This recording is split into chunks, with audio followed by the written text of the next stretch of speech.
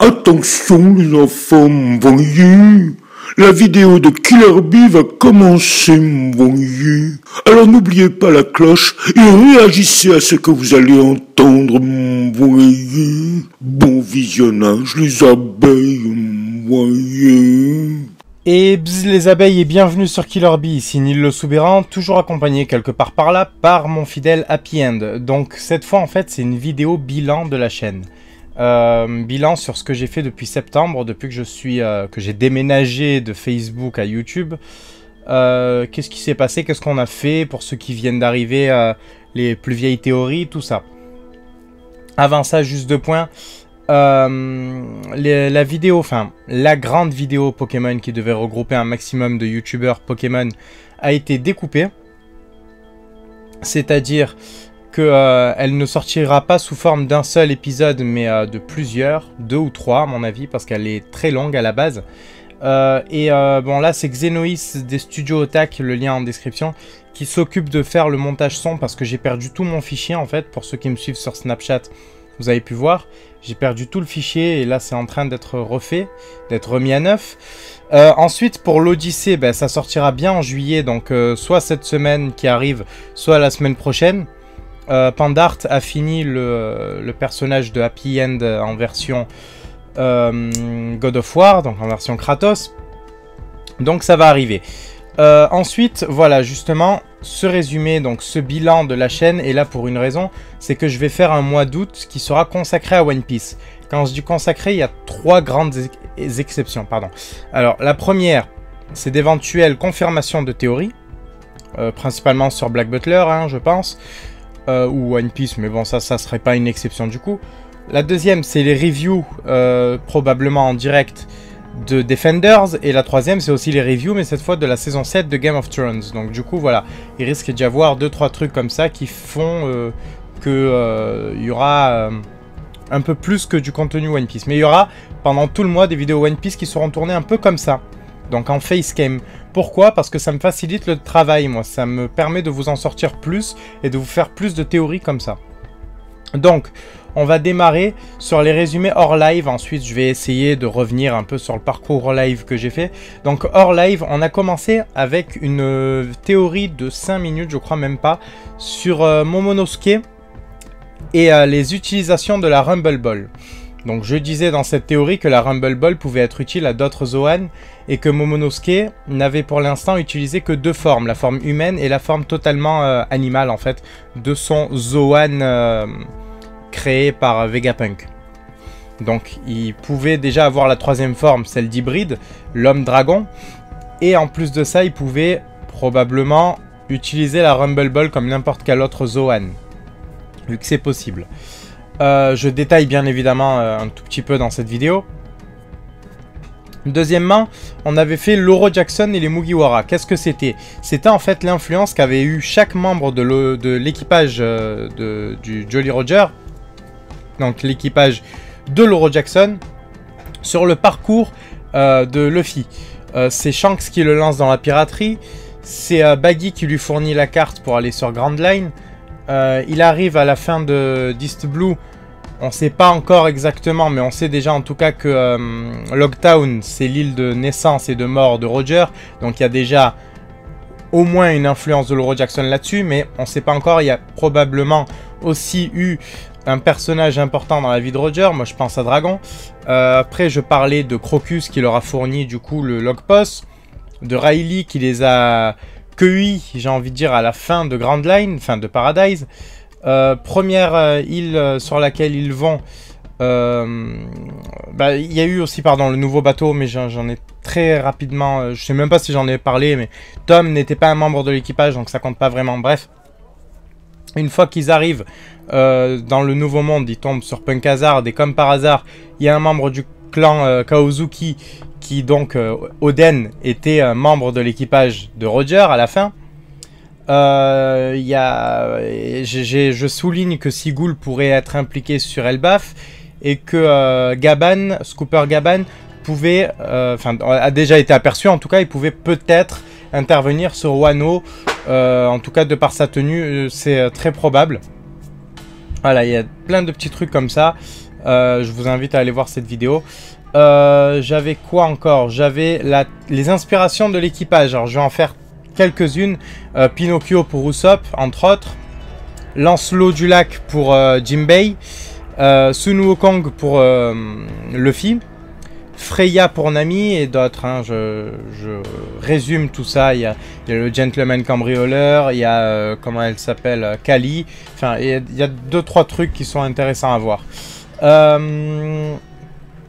Ensuite, donc la théorie vraiment qui m'a marqué cette année, ça a été Crocoboy n'est pas une femme.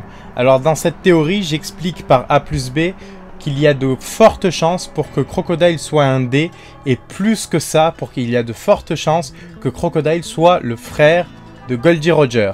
Donc j'explique, hein, il faut voir les vidéos pour voir comment je fonctionne à ce niveau-là. C'est pas que de la théorie what the fuck, hein, c'est vraiment des éléments sur lesquels j'ai réfléchi très longtemps. Ensuite, il y a l'ensemble de théories Impel Down 4. Il y a qui vient par exemple sur le retour de Doflamingo, qui vient sur Bellamy avec la flotte Mugiwara que j'ai fait sur la chaîne, que j'ai écrit sur la chaîne de Ryo Sensei. Justement, en fait, il y a eu une partie bonus que Ryo a oublié au montage qui est sur la chaîne. Ça a été le lancement des théories Impel Down 4 sur la chaîne.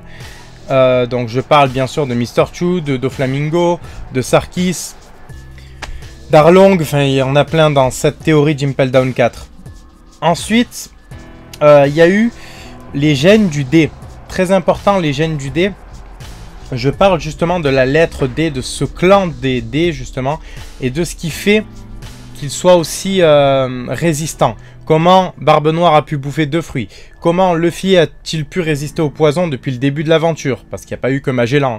Il y a eu tout un système avec du poison avant d'arriver à Magellan et à Shizar et au poisson. Enfin, il y a eu tout un tas de trucs et c'est tout expliqué dans cette théorie. Même, j'explique même comment la mère de Ace, donc Porte-Gaz Rouge, a pu le porter pendant 2 ans dans son ventre. Et il y a plein de trucs comme ça. Je détaille chaque dé en fait. Même le Kenny de One Piece qui est Trafalgar dit Waterloo. Le Kenny de One Piece qui meurt toutes les 3 secondes pour ressusciter. Je détaille aussi. Quoi d'autre? Ah oui, bah, bien sûr, dans cette vidéo, il y a aussi la transmission de la volonté à un non-dé. Hein, j'explique bien évidemment comment fonctionnent les gènes du dé. Ensuite, j'ai eu la vidéo la plus longue, je crois, sur les 20 inspirations d'Oda. Parmi ces 20 inspirations, celles qui m'ont le plus marqué, ça a été Oppenheimer et Einstein. Mais on a eu des tonnes de trucs. On a eu Moby Dick et le capitaine Ahab. On a eu les Sœurs Gorgon. Enfin, il y a eu aussi tout un tas d'inspirations de Impel Down sur les différents enfers. Même la Doua est dedans. Enfin, il y a tout un tas de trucs que j'ai mis. Ensuite, il y a eu la vidéo Fit avec Ryo sur ma chaîne, donc qui était encore une fois écrite entièrement par moi. Celle-ci parlait des Yonkou. Donc on parlait des anciens, des nouveaux et de ceux de l'ère Luffy, j'ai envie de dire, de ceux qui sont présents depuis le début. Les anciens, donc on détaille, c'est surtout sur Shaki en fait, on détaille d'autres, on détaille Shiki, Shaki, Newgate et Roger. Ensuite, il y a une génération Shanks, qui sera donc Shanks, Barbe Noire, il y a qui? Il y a Big Mom et Kaido. Et enfin, il y a la dernière génération avec Kid, Law, Luffy et Jewelry Bonnie. Donc voilà, et c'est dans cette vidéo-là que je détaille la théorie du chapeau de paille qui est la couronne de l'ancien royaume, en expliquant pourquoi déjà avec la lettre de Joy Boy et 2-3 autres trucs comme ça, mais vraiment, encore une fois, cette vidéo n'est qu'un résumé, c'est que la surface. Allez voir les théories dont je parle pour comprendre de quoi je parle ici. C'est très rapide hein, comme ça, mais c'est pour vous faire un récapitulatif avant le mois d'août qui sera le mois One Piece. Ensuite, il y a eu la critique du film Gold, qui pour moi est très intéressante parce que il y a des tonnes de références, des tonnes de choses. Ce que beaucoup d'entre vous ont pris pour du Mario Kart, en fait, c'est tout simplement les fous du volant. Il faut savoir qu'Oda est un grand fan de l'animation occidentale. Donc les fous du volant, et j'ai des preuves, hein, j'ai tous les personnages qui apparaissent, ben, c'est une référence à un perso des fous du volant. Ensuite, il y a eu les inspirations vikings, donc la vidéo sur Elbaf, la fameuse théorie qui a été en grande partie confirmée par Oda dans le chapitre avec Mother et la communauté humaine sur Elbaf. Dans cette même vidéo, je fais 4 inspirations de pirates liés à Kaido. Donc je parle de Francis Drake pendant un très long moment, de Kid, enfin de pirates qui ont eu affaire à Kaido en tout cas, voilà. Ensuite, donc il y a le fameux résumé d'Impel Down 4 qui s'étale en long et en large, là c'est vraiment très lourd. Je parle pas trop du cache-œil de Doflamingo à la fin de One Piece dans celui-là, mais dans la première, dans le retour de Doflamingo, j'en parle bien. Voilà, donc là j'ai fait un résumé de toutes les théories sorties hors live, bien évidemment. Pour les lives, donc voilà, à la base j'étais sur Facebook, je faisais mes théories sur Facebook, quelques-unes ont atterri sur YouTube. Et c'est Ryo Sensei sur un live de Gonzaro qui m'a incité du coup à créer ma chaîne, ce qui s'est fait. Ce qui s'est très bien passé ensuite, j'avais fait des lives avec Goji aussi, toujours avec Ryo et Gonza. Ça a pris de l'ampleur tout simplement. Et je m'attendais pas à ce que ce soit aussi rapide, parce que sur Facebook j'ai mis du temps avant d'atteindre les 12 000. Là 2000 en un peu moins d'un an, c'est quand même énorme pour ce que je fais. Parce que je m'attendais à plafonner aux 300, tu vois, donc 2000 c'est quand même énorme. J'ai pu faire énormément de conventions, beaucoup de Hero Festival, surtout le Hero Festival qui m'a beaucoup soutenu depuis le lancement de ma chaîne.